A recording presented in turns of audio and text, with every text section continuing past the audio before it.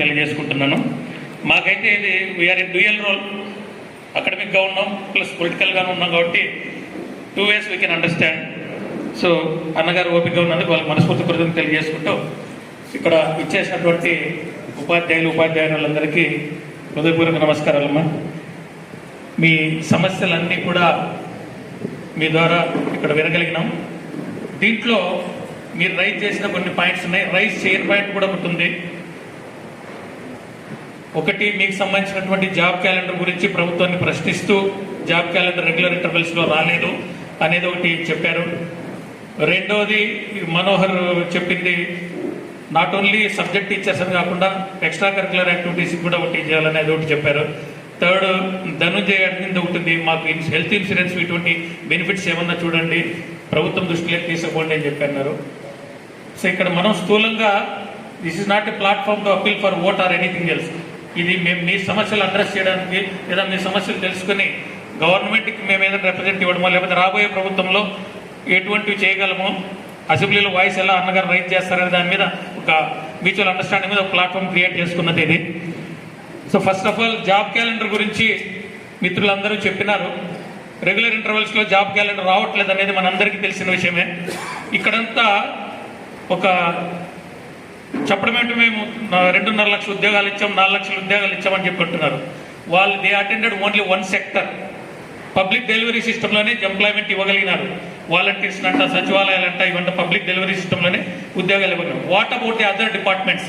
Engineering department కానీ, health department కానీ, teaching department కానీ ఎక్కడ రిక్రూట్మెంట్ అనేది జరగడం లేదు. జాబ్ క్యాలెండర్ రిలీజ్ చేయలేదు, ఎక్కడ ఉద్యోగాలను ఫిలప్ చేసే యాక్టివిటీ అయితే జరగడం లేదు. మరి ఎలా మెరుగవుతుంది సమాజం? సమాజం మెరుగుపడాలంటే అన్ని డిపార్ట్మెంట్లు బాగా పనిచేస్తేనే కదా ప్రజలకు మెరుగైన సౌకర్యాలు వస్తాయి. సో ఎక్కడ అక్కడ వేకెన్సీస్ అనేవి ఫిలప్ చేయడం జరగలేదు. ప్రజల ఆరోగ్యం బాగుండాలంటే, ప్రజారోగ్యం బాగుండాలంటే హాస్పిటల్స్లో రిక్రూట్మెంట్ జరగాలి కదా. ఇవాళ మన పేపర్లో చూసినా కూడా నల్లజరు పిహెచ్సికి సంబంధించి ఎన్ని ఖాళీలు ఉన్నాయి, డెలివరీ కేసెస్ ఒక్కటి కూడా అక్కడ అటెండ్ కావడం లేదు అని చెప్పి ఒక న్యూస్ ఐటమ్ చూసాం.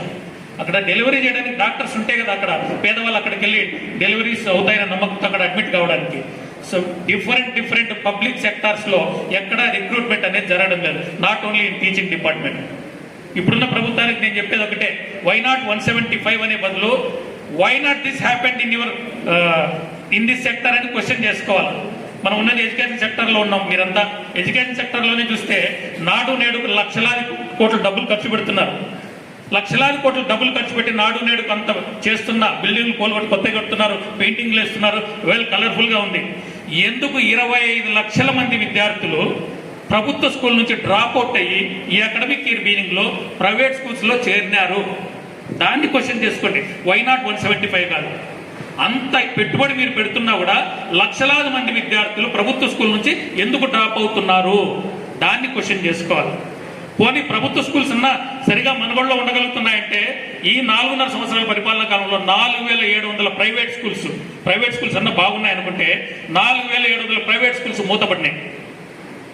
బికాస్ ఈ అర్థం లేని నియమ నిబంధనలన్నింటినీ మార్చి ఏదో రిఫార్మ్స్ చేస్తున్నాం అనుకునే బ్లైండ్నెస్ ముందుకెళ్లడంతో చిన్న స్కూల్స్ అంటే స్థానికంగా చిన్న మండలాల్లో ఉపాధిని కల్పిస్తున్నటువంటి చాలా చిన్న స్కూల్స్ 4,700 స్కూల్స్ మూతపడిపోయినాయి. గవర్నమెంటే ఇంటెన్షనల్గా ఎయిడెడ్ స్కూల్స్ని మూసేసింది. దాని మూలంగా ఎంతమంది నిరుద్యోగులు రోడ్డు మీద పడినారో ఈ ప్రభుత్వానికి అర్థం కాదు. ఎందుకంటే they don't have constructive idea towards development. వాళ్ళ దగ్గర ఉన్నదే డిస్ట్రక్టివ్ స్ట్రాటజీ, డిస్ట్రక్టివ్ మెకానిజమే ఉంది. వేరే సెక్టర్లో తీసుకున్నా కూడా, అటు ప్రైవేట్ సెక్టర్లు కానీ వేరే సెక్టర్స్లో ఎక్కడ తీసుకున్నా కూడా ప్రభుత్వం మేమేదో రీఫార్మ్స్ చేస్తామని అనుకుంటారు కానీ ఎక్కడా కూడా డెవలప్మెంట్ అనేది కనపడడం లేదు. వాళ్ళు అనుకున్న ఎయిమ్ వాళ్ళు రీచ్ కాలేకపోతున్నారు. ఉపాధి రంగం ఇప్పుడు మామూలుగా మనం చూసాం తెలుగుదేశం ప్రభుత్వంలో we have seen some wonders. మనం రాష్ట్రం విడిపోయిన తర్వాత 2 తెలుగు రాష్ట్రాలు ఏర్పడి ఆంధ్రప్రదేశ్ సపరేట్ అయినప్పుడు మనం చాలా హీనమైన పరిస్థితిలో ఉన్నాం. నో రెవెన్యూ, డెవలప్మెంట్ లేదు, రెవెన్యూ లేదు, డెవలప్ చేసుకోవడానికి రెవెన్యూ లేదు. మనమైతే పొరపాటు చేస్తున్నాం. 14 to 19లో మనం చూస్తే చిన్న ల్యాబ్ టెస్ట్ పక్కన పెడితే మన కళ్ళెదురుగానే కియా కనపడతా ఉంది. ఒక వండర్. దానికి మీరంతా తప్పట్లు కొట్టాలి. ఒక వండర్ కియా వస్తే మొన్న చంద్రబాబు నాయుడు గారు చెప్పారు, అక్కడ పెనుగొండలో మీటింగ్ జరిగింది, చూస్తే ఎటు చూసినా డెవలప్మెంట్ ఉంది. దానివల్ల వచ్చింది 12 లక్షల కార్లు అక్కడ ఉత్పత్తి అయినాయంటే 12 లక్షల కార్లు, ఒక్కొక్క కారు 10 లక్షల రూపాయలు అనుకుంటే 1,20,000 కోట్ల వస్తు ఉత్పత్తి అనేది అక్కడ జరిగింది. అంత ఉత్పత్తి అక్కడ జరిగిందంటే ట్యాక్స్ రూపంలో రాష్ట్రానికి ఎంత ఆదాయం వచ్చి ఉంటుంది, మన రాష్ట్ర రెవెన్యూ పెరిగింటుందా పెరిగిండదా? ఇన్ అడిషన్ టు దట్ 50,000 ఉద్యోగాలు అక్కడ జనరేట్ అయినాయి. 50,000 ఉద్యోగాలు అక్కడ జనరేట్ అయితే 50,000 మంది ఉద్యోగులు ఉండడానికి 50,000 ఇల్లు కావాలా? నిర్మాణ రంగం డెవలప్ అయింది, స్థిరాస్తి రంగం డెవలప్ అయింది. 50,000 ఇళ్ల నిర్మాణం అక్కడ జరిగితే కార్పెంటర్కి పని ఉంటుంది, వెల్డర్కి పని ఉంటుంది, ప్లంబర్కి పని ఉంటుంది, ఎలక్ట్రీషియన్కి పని ఉంటుంది, కూరగాయలు అమ్మేవాడికి పని ఉంటుంది, పాలమ్మే వాళ్ళకి పని ఉంటుంది. ఇది కదా ఉపాధి కల్పించడం అంటే, ఇది కదా డెవలప్మెంట్ అంటే. మరి అటువంటి వండర్స్ మనం ఇప్పుడు చూడగలుగుతున్నామా? చాలా దౌర్భాగ్యమైన స్థితి ఏంటంటే, ఒక పెద్ద మాల్ వచ్చింది అనుకోండి, ఒక రీటైల్ మాల్, మెట్రో లాంటి పెద్ద మాల్ వచ్చేసింది అనుకోండి, రోడ్ల మీద కూరగాయలు అమ్ముకునే వాళ్ళు కుదేలు అవుతారు, బండ్ల మీద పండ్లు అమ్ముకునే వాళ్ళు కుదేలు అవుతారు, ఈ చిన్న చిన్న ప్లేయర్స్ అంతా మాయమవుతారు.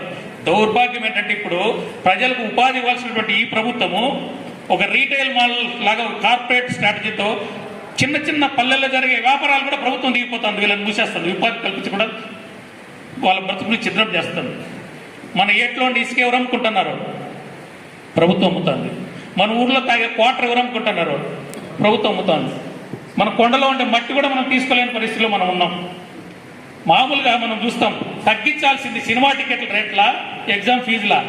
250 రూపాయలు ఉన్న డిఎస్సి ఫీజు 750 రూపాయలు చేస్తారు. మళ్ళీ దాంట్లో టెట్కి సపరేట్ ఫీజు, డిఎస్సిలో మళ్ళీ దీనికి సపరేట్ ఫీజు, డిఎడ్కి ఒక ఫీజు, బీఎడ్కి ఒక ఫీజు, దాదాపు 3,000 నుంచి 4,000 ఒక్కొక్క నిరుద్యోగి ఖర్చు పెట్టుకోవాల్సిన పరిస్థితి ఏర్పడింది. మరి తగ్గించాల్సిన సినిమా టికెట్ల రేట్ల, ఎగ్జామ్ ఫీజులా? తగ్గించాల్సిన సినిమా టికెట్ల రేట్ల, కరెంట్ ఛార్జీలా? తగ్గించాల్సింది సినిమా టికెట్ల రేట్ల,